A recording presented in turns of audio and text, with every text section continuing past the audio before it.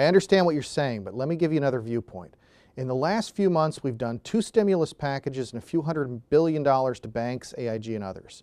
We're around $2.1 trillion, if my math is correct. The first problem is that the money has to come from somewhere. What many Americans don't understand is that the government doesn't have any of its own money. It comes from us. They either confiscate it in taxes or they borrow it by selling bonds to China and to other countries. Eventually, that money has to be paid back with interest. Setting that aside for a minute, $2.1 trillion.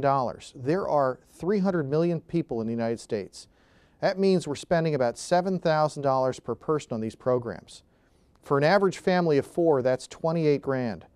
Now let me ask you something. Do you think it would be better for the government to send each family a check for $28,000? Or do you think it's better for the government to spend it their way? Here's the difference.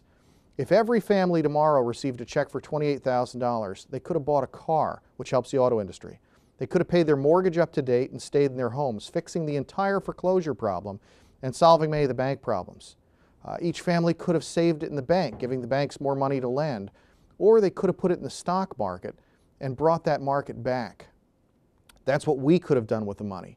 Instead, the government takes the money and decides to build a high-speed train to Las Vegas. That was necessary.